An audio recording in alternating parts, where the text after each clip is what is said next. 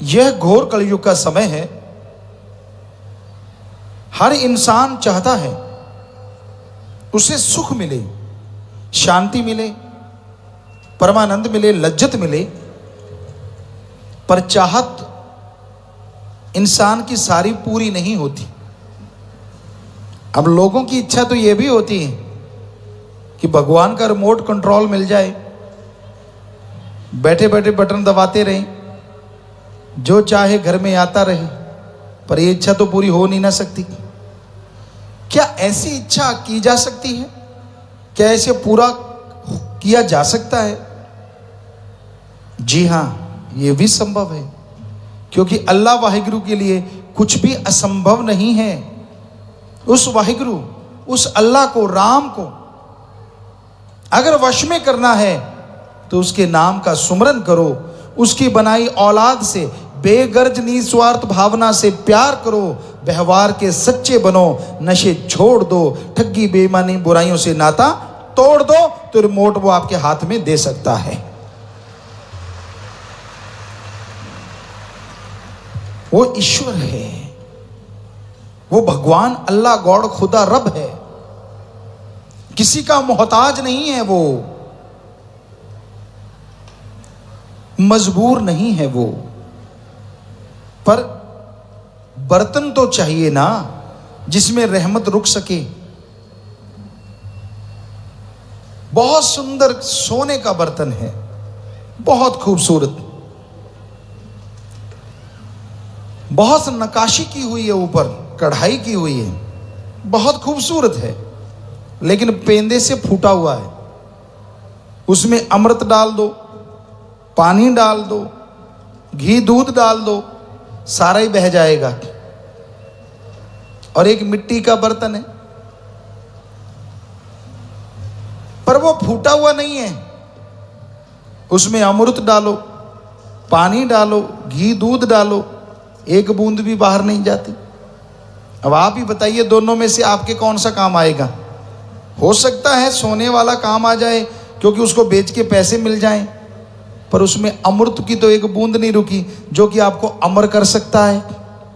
सोचिएगा जरूर। हमारे ख्याल से मिट्टी वाला बर्तन ही आपके काम का है। उसी तरह उस अल्लाह वाहिगुरु राम के लिए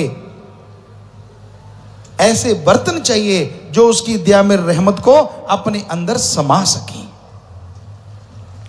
बर्तन अगर पहले पानी से भरा हो, कैसे अमृत आएगा? पहले पत्थर भरे हो, पूरा ठसा ठस हीरे मोती कहां फंसेंगे उसमें? पहले काम वासना क्रोध लोभ मोह अहंकार मन माया से ठसा ठस भरा हुआ बर्तन है, उसमें हरि रस अमृत आबो हयात आएगा तो आएगा कहां? पहले बर्तन खाली करना है। पहले अपने दिलो दिमाग से काम वासना क्रोध लोभ मोह अहंकार मन माया को भगाना है, हेंकड़ी छोड़नी होगी अगर अल्लाह वाहिगुरु खुदा को मिलना है। वो किसी के डराने से डरता नहीं, वो किसी के दबकाने से दबकता नहीं, वो किसी के रिझाने से मैं तुझे नोट दे दूंगा, मैं तुझे ये दे दूंगा, बहकता नहीं। उसको पाने के लिए तो अपने आप को लुटाना पड़ता है, अपने आप को साफ बनाना पड़ता है, फिर कहने की जरूरत नहीं पड़ती। वो कसम, वो राम अपने आप चला आता है। बिन मांगे मोती मिले और मांगे मिले ना भीख। कई भीख मांगते हैं, मांगने से नहीं मिलती, और कई बार बिन मांगे मालिक चाहे तो मोतियों का ढेर लगा देता है। इसलिए भाई, अपने शरीर रूपी बर्तन को अल्लाह वाहिगुरु राम गॉड खुदा रब की दया में रहमत के लायक बनाओ। अपने अंदर जो त्रुटियां जो कमियां हैं उनको दूर करो, और उनको दूर करने के लिए ईश्वर की भक्ति करनी है। भक्ति करने में आपको दिक्कत क्या है? लोग बड़े बहाने मारते हैं, अब तो मारने हट गए शायद सत्संग सुन सुन के, फिर भी कोई ना कोई बहाना मार ही देता है। मुझे बड़ा काम है जी, बड़ा काम धंधा रहता है, मैं कब सुमरण करूं, मेरे पास तो समय ही नहीं है। सुबह उठता है, टट्टी पेशाब जाता उसके लिए टाइम है, नहीं जाएगा तो बीमार हो जाएगा। खाना खाता उसके लिए टाइम है। नहाने में घंटा घंटा गीत गाता रहता है, अंदर सिंगर, बाथरूम सिंगर बना रहता है, उसके लिए भी टाइम है। कपड़े पहन लिए, पाउडर शॉडर लगा, घसा घसा के चेहरे को तीखा बनाने में टाइम है। दोपहर के खाने के लिए, रात के खाने के लिए, ठगी बेईमानी भ्रष्टाचार के लिए टाइम है। दूसरों की टांग खिंचाई, दूसरों की निंदा चुगली, दूसरों की बुराइयां गाने के लिए टाइम है। खुराटे मारने के लिए टाइम है। टाइम नहीं है तो अल्लाह वाहिगुरु गॉड खुदा रब को रिझाने के लिए, उसकी भक्ति इबादत के लिए, तो उसकी रहमत बरसती हुई भी आपको नजर कैसे आएगी बताइए। टाइम तो आपके पास है। कोई भी सज्जन बताए जिसके पास टाइम नहीं, वो हमें बताए, हम बताएंगे टाइम कहाँ है।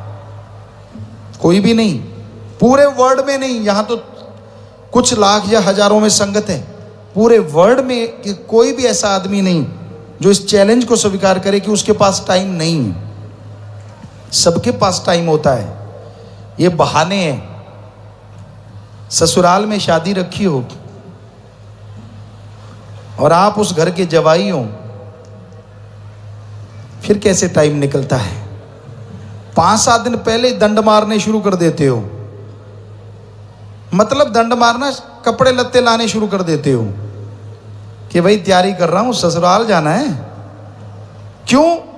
क्योंकि अगर आप नहीं जाएंगे तो फिर वो कहेंगे जीजा जी क्यों नहीं आए। अब राम नाम में भगवान जी तो कहते नहीं कि क्यों नहीं आए बेटा, क्योंकि प्यासा कुएं के पास जाता है, कुआं प्यासे के पास नहीं जाया करता। तो टाइम, आप खाना खा रहे हैं, खाते रहिए, ख्यालों में राम नाम घुमाते रहिए। आपको नींद नहीं आई, लेटे रहिए, अल्लाह वाहिगुरु का नाम लेते रहिए। माता बहनों, घर में काम धंधा करते हो या भाइयों जो भी घर का काम करता है, काम धंधा करते रहो। खाना बना रहे हो, ऐसे ऐसे हाथ चल रहे हैं, कहीं इसी के साथ राम नाम चलता रहे, कितना मजा आएगा। जो खाएगा वो भी बुराइयों से दूर हो जाएगा और उसका ध्यान भी अल्लाह राम में लग जाएगा और आपकी भी भक्ति। सब्जी बना रहे हैं, झाड़ू मार रहे हैं, पोछा कर रहे हैं, बिस्तर बिछा रहे, कुछ भी कर रहे हैं आप, खेत में हल चला रहे हैं, दुकान में जा रहे हैं, दुकान में बैठे हुए हैं। जब दिमाग लगाते हैं चलो वो टाइम छोड़ दीजिए, 2 घंटे 4 घंटे। जब सुस्ता रहे हैं, तब पढ़ने जा रहे हैं, पैदल खाली टाइम है, बस में सफर कर रहे हैं, जब देखो टाइम ही टाइम है। अल्लाह वाहिगुरु का नाम जपो। अरे किया गया सुमरन आपके आने वाली पहाड़ जैसे भयानक बीमारियों को बदल देगा। गाड़ी में सुमन कर रहे हो, क्या पता एक्सीडेंट होने वाला हो और मालिक खरौंच में बदल दे, क्या मालूम। वो सुप्रीम पावर है, सबसे बड़ी शक्ति है। इसलिए फालतू की बकवास से अच्छा है शब्द बाणी सुनो, राम नाम जाप करते जाओ, सफर का भी पता नहीं चलेगा और सेफ भी पहुंचोगे, फायदा भी होगा। तो भाई, मालिक का नाम कभी भी किसी भी हालत में लिया जा सकता है, अगर लेना चाहो तो, और अगर लेना ही ना चाहो तो फिर आप तो इंसान हैं, खुद मुख्तियार हैं। अब पशु तो है नहीं जो खूंटे पे बांध के कहेंगे जब नहीं तो खाना नहीं मिलेगा। आप तो मर्जी के मालिक हैं जी। ऐसा नियम बना लीजिए, सुमर नहीं करेंगे तो मन दीवाने तुझे खाना नहीं देंगे। देखो कैसे सुमन करेगा फटाफट, पर आप खाने पे टूट पड़ेंगे, खुद ही नहीं मानेंगे, मन की मानेंगे।